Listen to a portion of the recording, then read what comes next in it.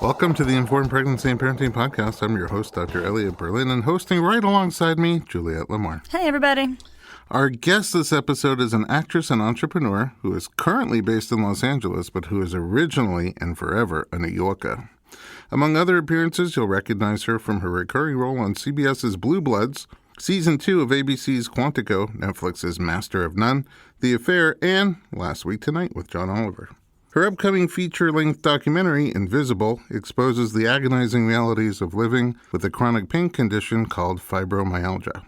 She also has her own podcast, What Are Friends For? Pallavi Sastry, welcome to the podcast. Look at you and your singing voice. So I think the second time only in 120 episodes that I have sung. But you know what? I listen to your podcast and that thing is stuck in my head. Sometimes when I'm going to sleep, instead of meditating, that's what's playing in there. That means I've done my job with a good jingle. Yeah, did you write the jingle? I did not. A good friend of ours from college. I went to school for musical theater, so we have a lot of talented people in our pool. We just asked one of them to write one, and that's what she came up with. It's a really cool opening. I like your podcast. Thank you. Well, where do we start? Let's start at the beginning. Where do you come from? Where do I come from? Well, I love that you said that I was originally and always a New Yorker, which is true because I did live there for over 10 years, but I'm originally from Houston, Texas, actually. Well, you didn't tell me that. I did not, because I like to claim New York. It's like once you hit 10 years there, you're like, I did it. I'm here. I win. Well, it's because if you have milk and you put in a few drops of Hershey's syrup, it's not milk anymore. It's chocolate milk. You are a New Yorker. Even though there's some Houston base there. Oh, yeah. Yeah. I mean, I haven't lived there since I was a, teenager. I probably just offended a lot of Texas. Milk is good for you. Yeah. It's all good. It's all good. No, my parents still live there. It was a great place to grow up. But, I think when I have dreams of stardom, it was really important for me to get somewhere else. And that place was New York because I wanted to be on Broadway. Yeah. So you were born in Texas. Mm-hmm. And how old were you when you left? 17. Oh, so just 2 years ago. Thank you so much. I'll take it. Anytime. So it's interesting because Texas has that pretty, unmistakable accent. Yep. And New York has that kind of unmistakable accent. Yep. And you have no accent whatsoever. Well, I also grew up I'm first-generation Americans, and my parents are from India. They immigrated from India in the 70s. So, I heard also that accent. Also a recognizable accent. Yeah, exactly. So I heard that at home. I went to school and heard, a mishmash of, metropolitan Texan accents. And then I also went to theater school. And then I moved to New York. So, I feel like it all just sort of canceled itself out. Yeah.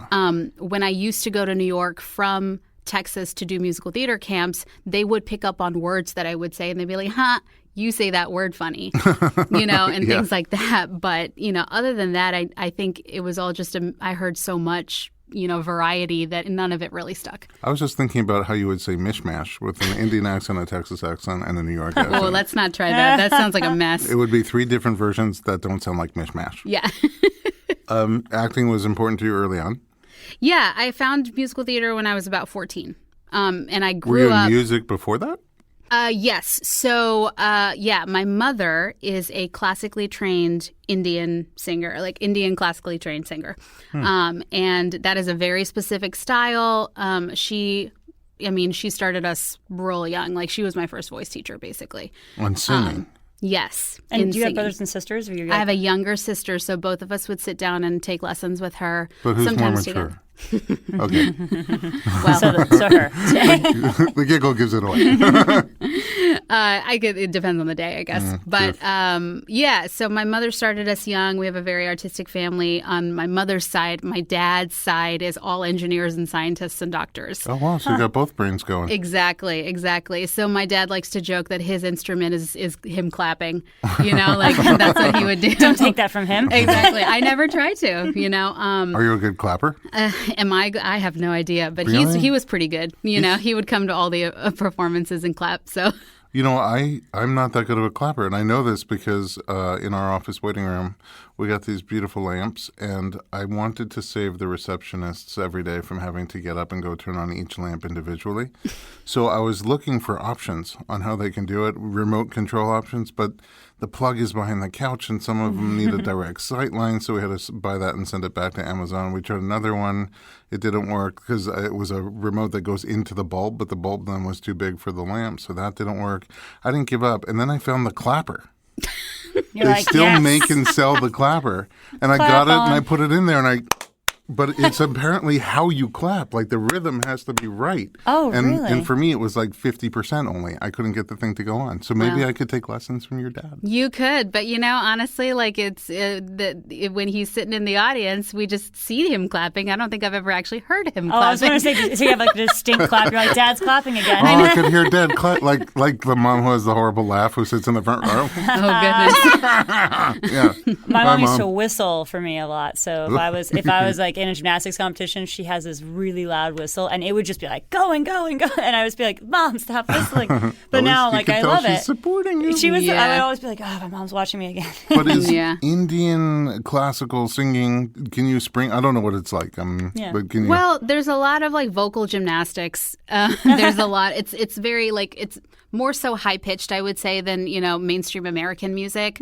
But because of how rangy it is, I mean, I can confidently say that it probably helped that I started there, because then it just kind of helped me move into all of the Western styles, like whether it was theatrical, operatic, all of that stuff. I kind of took to it because my voice was used to stretching in different ways as a young child. So I really attribute a lot of my flexibility to that, I would say. And I mean, that's just luck. I just found myself. I mean, that was my mom giving us that gift. I thought I was responsible for some of your flexibility. Nowadays you are. Now I am. You are, and I have to thank you for that. I think the firstborn is going to thank you for that too. That's true. Yeah, I love that music has also played such a wonderful buffering in your life. Like you were saying, how because you were musically inclined, that it helped you as like a first generation immigrant really in a lot of different ways. So do you want to tell us about that? Yeah, for sure. I lived in a rural town in Texas. Actually, we moved out of Houston for a little while because my dad got a great job opportunity. Clapping. Yeah, Clapping. clapping. Professional clapper. And we moved to a very small town outside of Austin. And that was around, I mean, we were there when 9/11 happened. So we were one of 3 brown families in the whole town, and the other 2 were because they worked with my dad. Oh, wow. Oh, wow. And so, like, because we were like so involved already with the arts, and like I was an athlete and all of that stuff, I think because my parents gave us that opportunity to, for lack of a better word, assimilate and do whatever we felt like we were drawn to, something like that event could have been really bad if we were scared or sheltered or like, didn't spend a lot of time out of the house and, just being like, oh, I'm different than everybody. I shouldn't, try and infiltrate myself into any of these activities because, I'm just too different or something. But like because we were already integrated and because they knew our voices and, I was singing the national anthem at sporting events in that town and for business openings in that town. So like they were used to seeing my face expressing myself. And so nobody really like bugged me all that much when that happened, when there was a lot of like targeted violence happening, especially in Texas.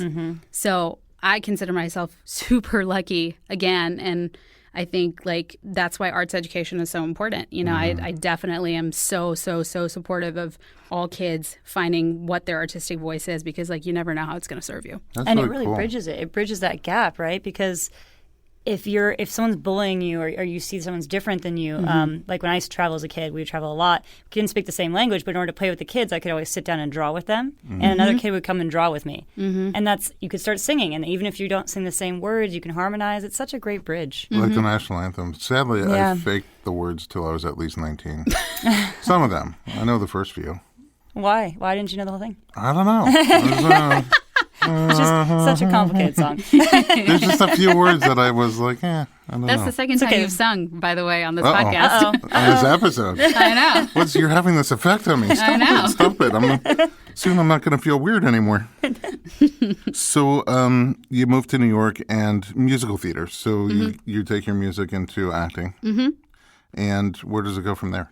When I got to New York and I saw other, brown actors, I was like, what? There's more of them? Because, there just wasn't that many in Texas. So I just assumed that my road would be difficult. And that's what I was told, that my road would be difficult.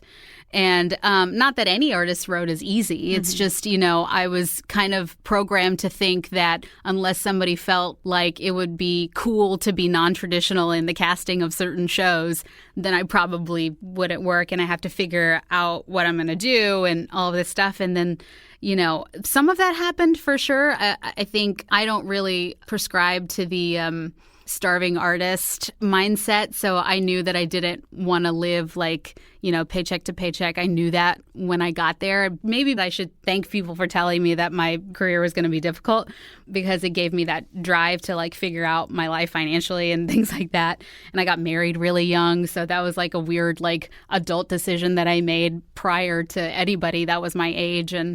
But I would say when I got to New York, I did some of the off-Broadway stuff. I went on a national tour. I did what, most people do, like the grind, right? 8 shows a week, living on a meager paycheck, and I waited tables. I did all that, In musical theater? Mm-hmm. So dancing too? Yeah, I did some dancing. The end of my dance career actually started probably when I was 22. I had a huge, huge knee injury. I dislocated my kneecap on stage. Ow. What Show must go on? Or Show must go on. my. It was around the time when Disney's High School Musical was all the rage, and they were doing That's right around stage. the time I learned all the words. Anyway, back to you.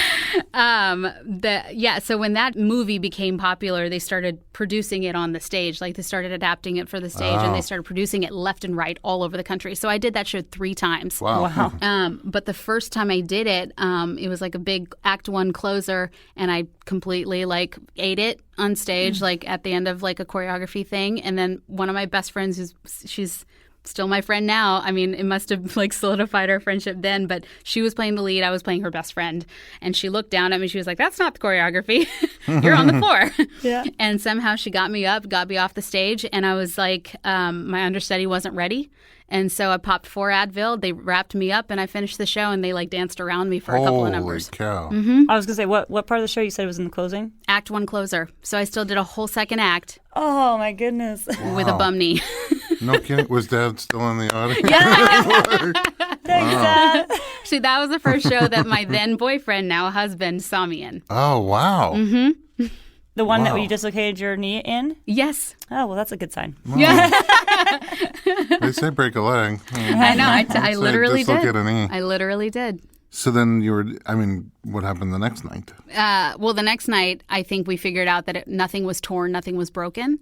So they readjusted the show so I wouldn't have to do as much choreography, and I finished the run. Wow. Oh, wow. So your understudy was like, darn it. Yeah, I mean, if they weren't ready, Yeah. like it was a regional theater contract. So like there isn't enough incentive or money to really like Actually learn it. get people to get them to rehearsal extra. You know what I mean? Like that's a lot to ask. Well, it takes a special actor not to get disjointed when that happens. Yeah, I would say so. But yeah, I mean, I definitely earned my stripes, I would say. When did you scoot over to TV? I did my last off-Broadway show in 2013, and I was about 5 years into being married at that point. And my husband is a civilian, and he works 9 to 5. That's a funny term in Los Angeles. I'm definitely going to use that. That's so funny. That's and I love it. I think it's funny. That is almost the foundation of a TV sitcom. Yeah. Right. The civilian. Right. But like, I mean, he's also artistically inclined, so he's always been super supportive. But I would say, like, off-Broadway, 8 shows a week, I would leave the house as he was coming home from work, and I was exhausted. And, actually right now, Off-Broadway New York is going through a huge, huge battle with the city to raise wages because they're just so low. Yeah. And it's really hard to make a living off of that paycheck. And so after that experience, and thank goodness I had I'd started a business before that. And so I had like another stream of income so we could at least like pay our rent What's your business? and whatnot. I had a word of mouth. Yeah, I had like a word of mouth catering business for a minute, vegan catering. Oh, wow. Yeah. Oh, I'm gonna need some recipes. I love vegan cooking. Yeah, and I did some health coaching for a while too. So it was really helpful. I definitely just like threw myself in because I just, like I said, I don't plan on living paycheck to paycheck. I didn't want to, so I figured out. Were you vegan, and are you still? I am ish. I would say You're a flex-a-vegan. Yeah, I would say. I mean, honestly, the only thing I'm really flex on is I eat eggs, and if I'm out and somebody puts a cheese plate in front of me and there's a glass of wine next to me, I will take part. I'm the same way. I'm vegan, but I sometimes eat chicken and beef. But but yeah, I think the lifestyle really got to me, and my body was tired. Mm-hmm. My body was tired, and I was vegan for 4 months when I did a 4-month juice cleanse, and I just had fruits and vegetables, and I wasn't planning to be vegan. But when I look back, I was like, wow, I was dairy-free, gluten-free, vegan. I was everything. Yeah. I almost died. I was gonna say, that's I'm pretty sure rough. that's not true. No. Did you have carbs? I never felt better. Yeah, what? It's all carbs. I mean, it's all juice and Okay, yeah. But I mean, you didn't have any like bread. No, it was all liquid. Yeah. All juice and nut milk. 4 months. 4 months. Yeah. Well, thanks, Dad. Yeah. I lost 110 pounds in 120 days. You lost to me. I'm 110 pounds. Exactly. You I lost to to you. Juliet. And it was a lot easier moving around without you. Yeah. I've heard. But now Yeah. I couldn't survive without you. So. But anyway, theater lifestyle really got to me. I needed a change of pace, so I sort of talked to my agents, and I was like, "Can we try something else? Like, can we just kind of go full force?" Because at that time, around 2013, 14 is when New York started giving tax breaks to TV studios. Oh, so they were coming to So the shows were starting to come in, and I was like, now is the time. Yeah. I got to figure out how to do something else and see if I like it. You know what I mean? That could have been the time where I'm like, hang up the hat and leave it all behind. But thankfully, I really, really loved and took to TV, and they like opened their arms to me. Oh, that's so nice. Yeah. Well, you're amazing to be around. You're fun to work with. Oh, thank you.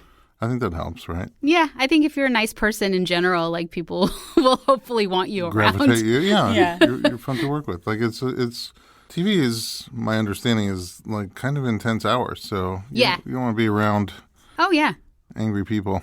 Yeah, sometimes Difficult you'll get more of a response out of people in the audition room because of something funny you said outside of the script. Yep. Like before and after your audition. Like, you know what I mean? I've heard that so Nothing to many do with times. your reading. Yeah. Where do you see yourself going?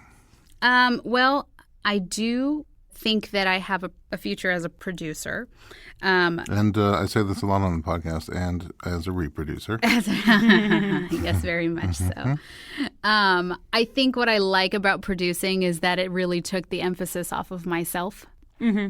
And it allowed me to say yes to other people. Can you define the role of producer to people who don't know? In my opinion, the producer is the team builder. Mm-hmm. They find the right people. They put the team together. General contractor of production. Yep. And then they manage everybody's expectations on the project, really. Oh, that seems like a stressful job. It can be, but that's what I mean, though. I look at it as like an act of service. Mm-hmm. So if I'm serving the project, if I'm serving the people that I'm working with, that feels a lot like an artistic endeavor to me. Yeah. So you're enabling people to be creative. So as a producer, do you want to produce projects that you pick, or would people hire you to be their vegan producer who sometimes eats fish? Eggs. I would say most of what I go after is my own stuff. Like I have 2 producing partners that still live in New York. I have a couple of collaborators out Coast here. to coast. Yeah, exactly. But ideally, we're building up enough of our own stuff now so that people will call us up and say, hey, do you want to jump onto this? Does it speak to you? And then I can choose which ones I like. Oh, that's amazing. It's like a company that you're starting. It's like a production company. Oh, for sure. Do Yeah. you have a production company? Yes. What's the name Team of it? Access Productions. Ooh. So giving access, providing access. It's all of that stuff. Tap. What's that? Tap. Yes. Tap Films. Tap Films. But yeah, Invisible, our documentary, is one of our first, and that I mean, I didn't think I was going to be a documentary producer as my first project. I thought you had to have like millions of dollars to be a producer. Oh, I think you just need an iPhone, Yeah, exactly. And these exactly. And a that's bossy the attitude. amazing thing. which is only $1,000. Exactly. Let's do this. Let's take a quick break, and when we come back, we'll chat about the film and also the little guest you brought with you. Yeah. My womb-mate. Your womb-mate. I like Aw. it. Don't go anywhere. We'll be right back with Pallavi Sastry.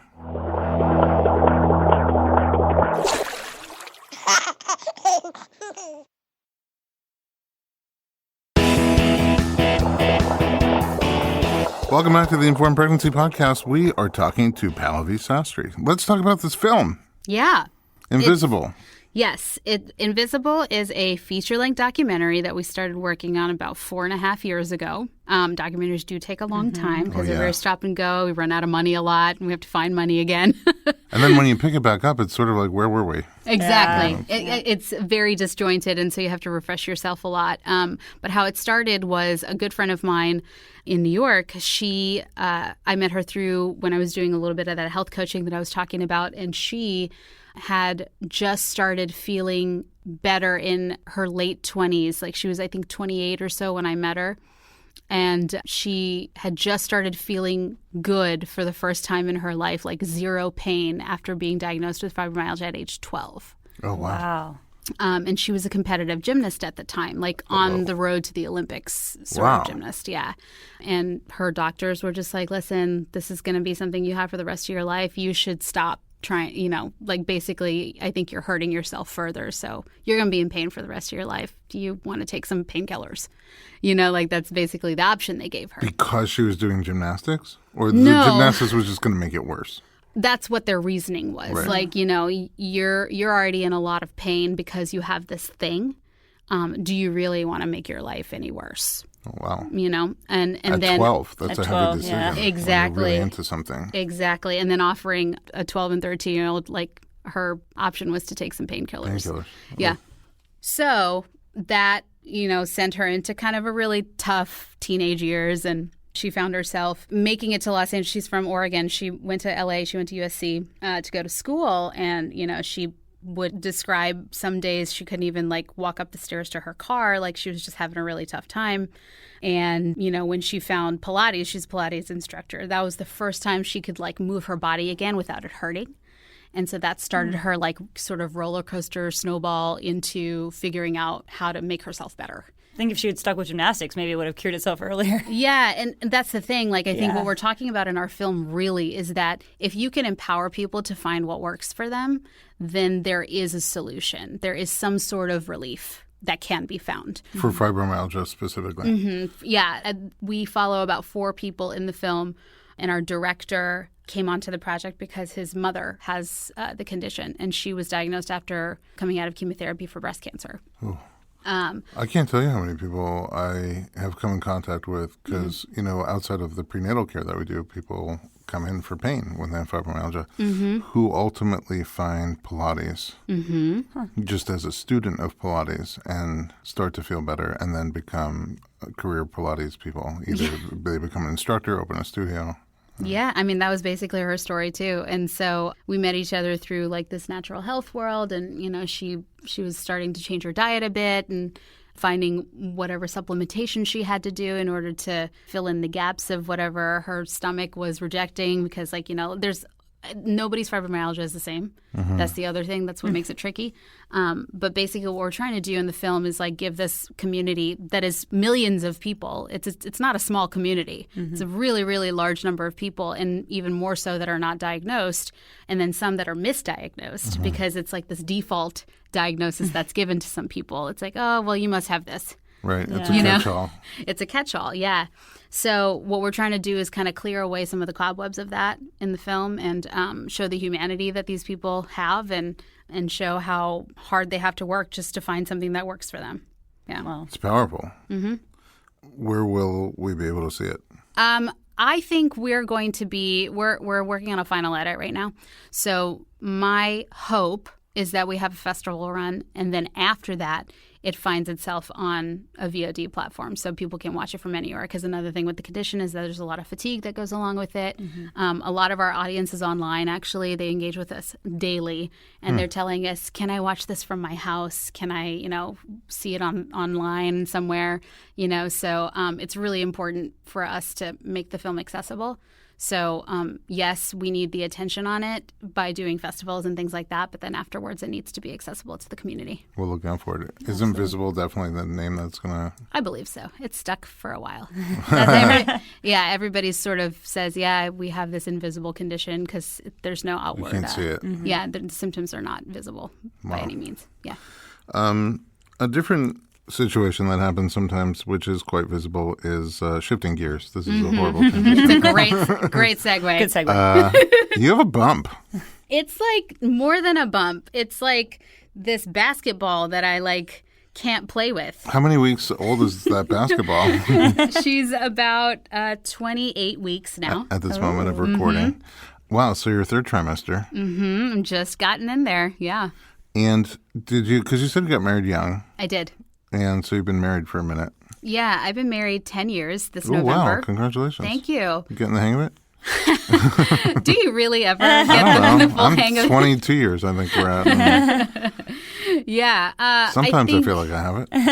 I will say, that's a question I get a lot is 10 years. Wow, you waited a long time to have kids. What took you so long?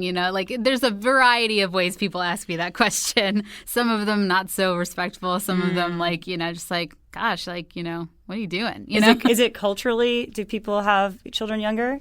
Absolutely. So that could also be that tied into it too. Oh, that definitely has something to do with it. But also, I would say, I think there's something about getting married where no matter where you're from and who you are, people are like, well, when are you having kids? Yeah, what's going on? It's like as soon as you get engaged, they ask about the wedding. And as soon as you get married, and you're like, yeah. whoa. And it's not are you having kids? When? Or when are you having kids? And then as soon as you have the kid, they ask about the divorce. It's so weird. Oh, my husband and I joke very, very often about who our next person is going to be. He knows that Idris Elba is at the top of my list. But then you decided now is a good time? We actually tried, quote, in quote, for a while. We essentially for the last prior to 2018 for about 2 or 3 years, we were a bi-coastal couple because I was pursuing television and I was trying to come out to LA every chance I got, and he's at his civilian job in New York, and he travels when he has to for his projects. But I'm seeing a logistical trying problem. Exactly. Yeah. I hear you have to be in the same room for that to happen. I'm no scientist, but so every chance we got, we did try. We timed it as best as we could. I had an app that would tell me when I was ovulating. No, do it right now. There should be a little voice that yells at you like a Lewis Black. What are you waiting for? And I had it, and I haven't been on birth control since 2012. I stopped taking it. Yeah. So I just expected, I'm a healthy person. If we're diligent about this, but we don't stress out about it, this should happen. And that really wasn't the case. I think, 2.5 solid years of trying, and it didn't happen. Was that frustrating, nerve-wracking? It was frustrating, I would say. I think towards the end of the second year, and we kept on putting it off, right? We would say, okay, it didn't happen. Pilot season's in a month, so let's, put it off again. And, it's never the perfect time, but we would always try and find the perfect time. And I think that probably added the stress, even though I was trying not to be stressed. Right. And I hate it when people ask, when I know someone's trying to have a baby, but they haven't told people, obviously. And then someone asks, when are you having kids? And it's just it's really like a stab. As soon as we get it right. Yeah. I mean, I wouldn't say it was an easy process by any means. That being said, I'm definitely somebody that takes responsibility for whatever's happening to me. So I was like, okay, there's got to be something that, I'm missing. Maybe it's maybe I am putting too much pressure on this, and then my husband got offered this great job in LA, and we decided to just relocate. And I remember after 6 months of being here And, being in my car for that long, because in New York, you're never alone. Even when you're commuting, you're like surrounded by hundreds of people. Everywhere. Yeah, so you're always stimulated. You're never really sitting there like hearing yourself think. And I was like sitting in my car hearing myself thinking, wow, like I've never sat here with my thoughts for this long. And maybe what can I do with my time right now is like, you can start listening to more podcasts. I could about recommend a self-help. podcast. Yeah, exactly. You can start listening to self-help podcasts or something and, trying to clear away whatever you feel like you've been like suppressing because you were hustling in New York for so long. And so I actually started seeing a therapist for the first time last summer, and a lot of like childhood things came up, things that I probably didn't assume were a huge issue for me. I did a lot of work to like clear away whatever maybe my body was hanging on to. And I even addressed some of those things with my parents and my family and things like that. And that was in September of last year. I started therapy in July, and I spoke to my parents in September, or I spoke to my mother, and then in October I got pregnant. Wow. So it was mental. You really connected those two dots then. I like to think that's my aha moment. I can't say know. for sure. I mean, I know a lot of people who would love to talk to your mother. My mom's pretty great. She should set up a little hotline. Pregnancy hotline. My mom's pretty great.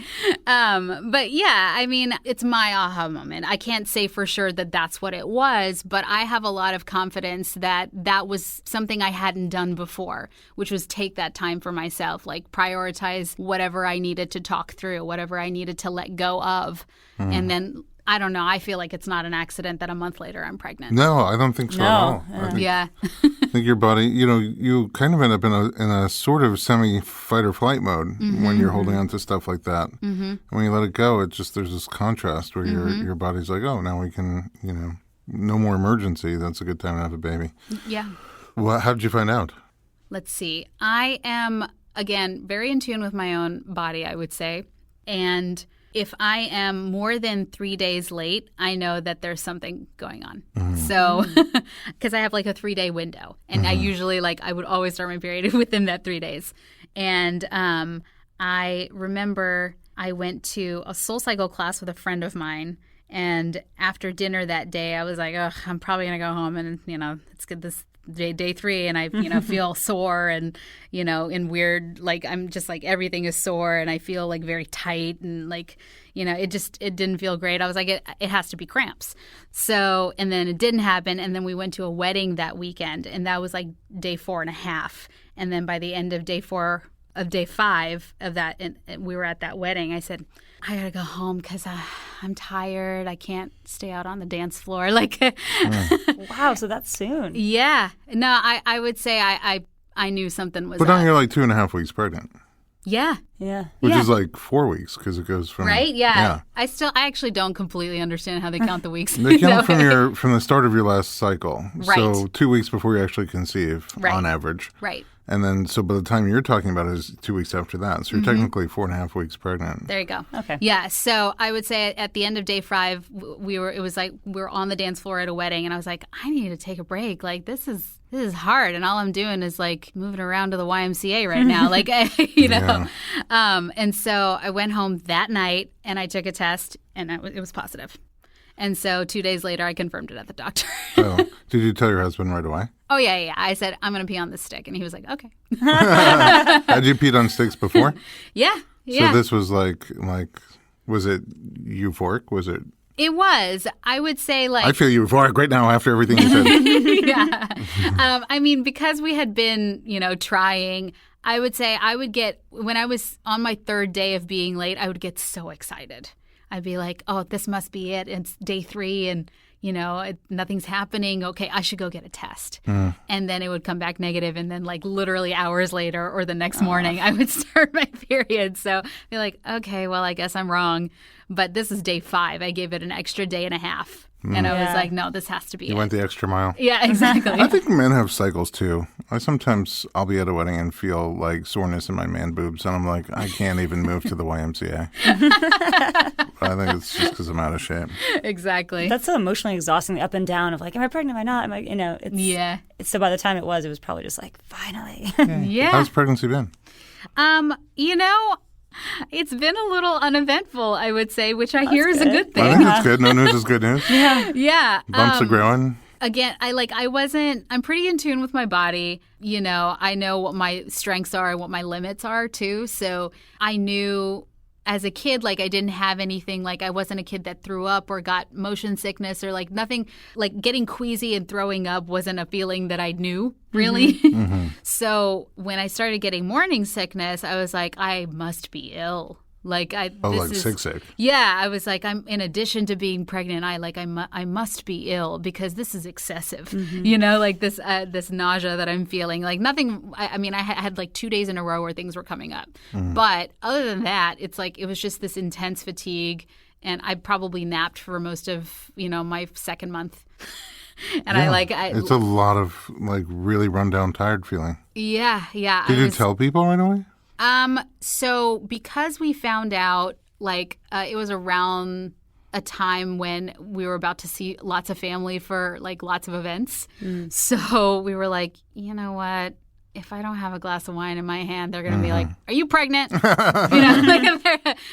if you do, they're going to say, when are you pregnant? Yeah, exactly.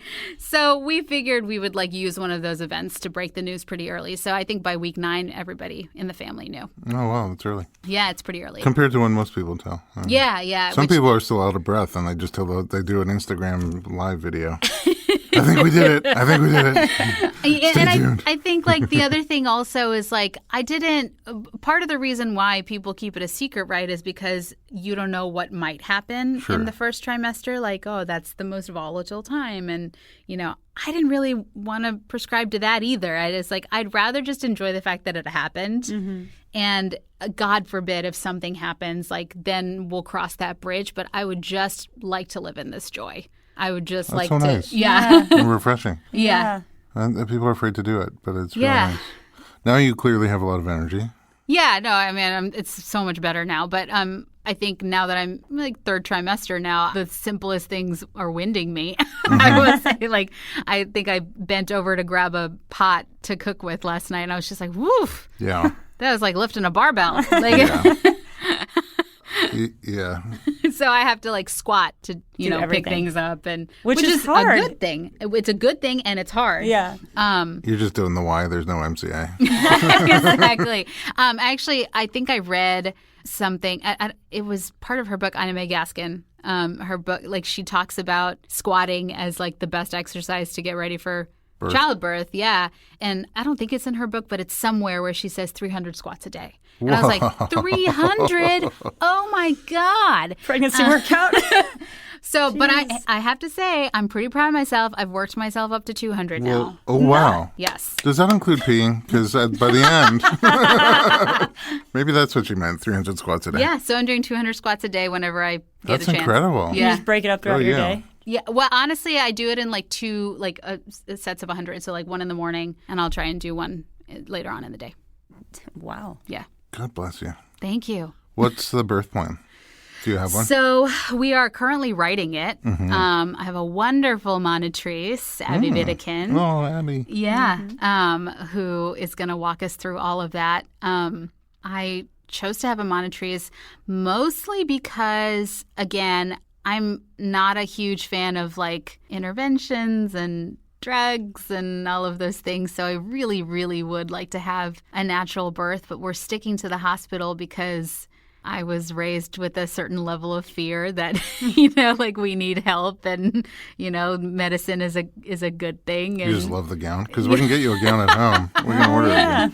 And again, I'm not saying that, the medical field is I'm not saying anything against them. It's just I've got a certain level of training that it is important to have the hospital available to you and medical doctors available to you in case something happens. Right.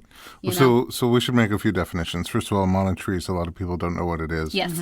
The word monitor, doulas don't do anything medical. They are very supportive, very helpful, very nurturing to a lot of people in labor, but they're not medical people. Midwives are medical people, typically instead of an obstetrician or a medical doctor. So the in-between is the monitrice, where you have a nurse or a midwife who has training to monitor your baby's heart tones, your vital signs, your cervix. But they're acting more in kind of like a doula role, kind of like doula with benefits, monitoring benefits, so to speak. And so in your case, Abby will be your monitrice in labor with you at home, and then you are being monitored by someone medical. And then when you're ready, when you feel like you're ready or want to, then your plan would be to go to the hospital for the final stages and Correct. pushing, which is great because at the hospital, they have this incredible mixture of apple juice, cranberry juice, and orange juice, which is very hard at home to recreate without that machine. So, for the and I do have you to thank. $24,000. I mean, I was one of those people that didn't know what a monitrice was, so I do have to thank you for introducing that option to me. It's the least I can do, really. I think you're doing most of the hard work.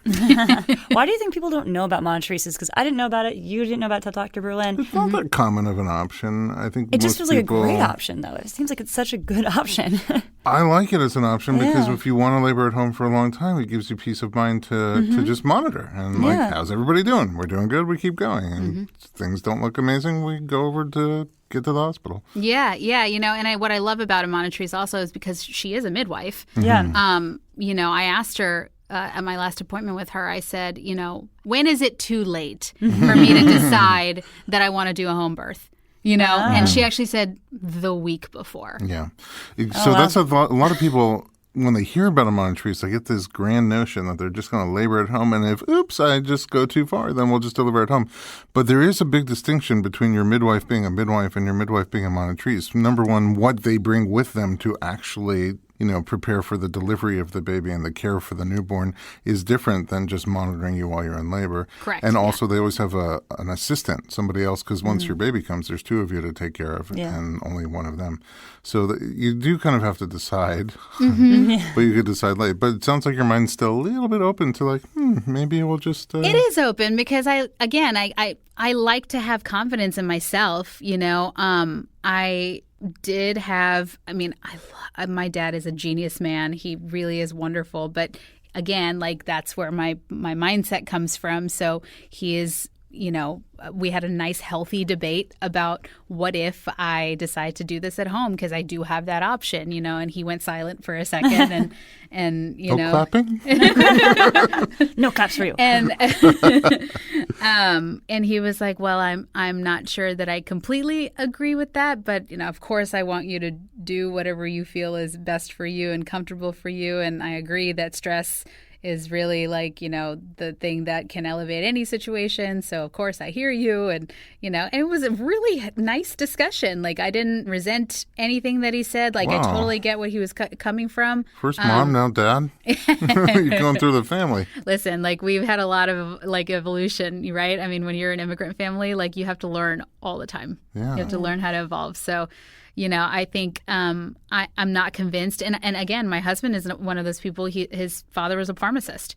So, he also is in that same mindset of well, what if something happens? And what if we're not at the hospital? What if, it's mostly just fear. What if it happens when you're laboring at home? What if it happens when you're 39 weeks? I'm just curious. Roadside delivery. Exactly. Yeah. So, I think where... in my mind, I shift. There is the other possibility, which is where you get your midwife and an assistant and you're home ready for a home birth. And then start laboring at home just to see how it goes. Right. And then if in the moment you feel very comfortable, you're ready for birth, you could always just stay there. Right.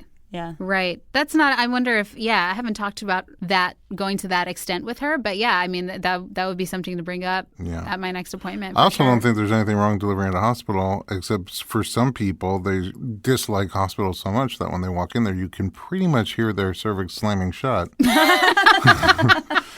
And I think it's just important to give birth where you feel comfortable. For people who feel very comfortable at home, that's a great place. A hospital, that's a great place. Birth center, fine. Back of a U-Haul, whatever you like. Yeah, I think I can count on my hand the number of times I've been in a hospital, and it was never for me, really. And once for me because I dislocated my knee, and had to go get I remember that time back in the day.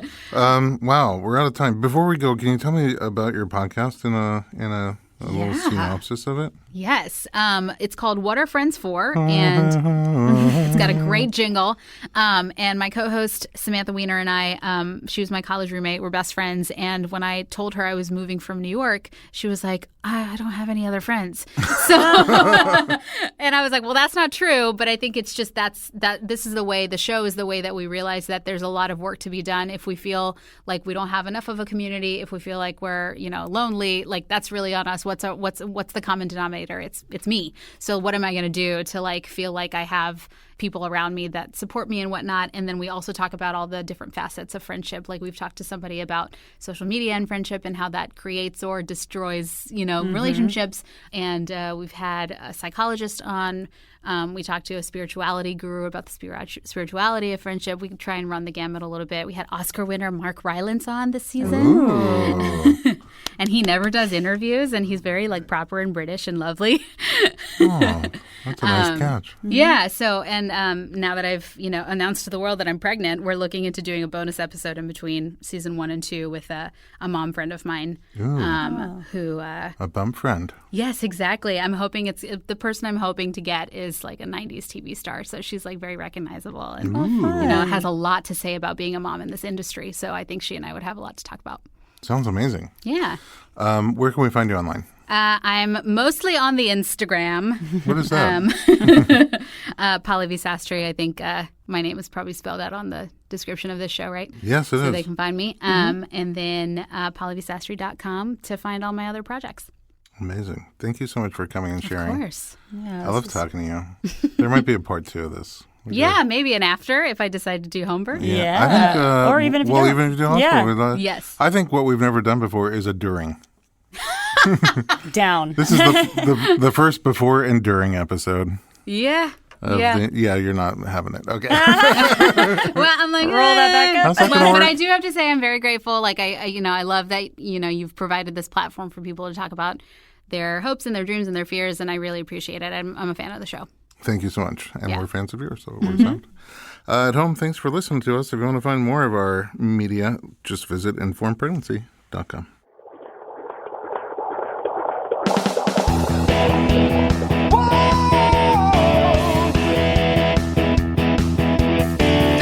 Doctor, give me the news. I got a whole lot of questions for you. This kid's gonna test my will. I got a lot to learn, and my babies do.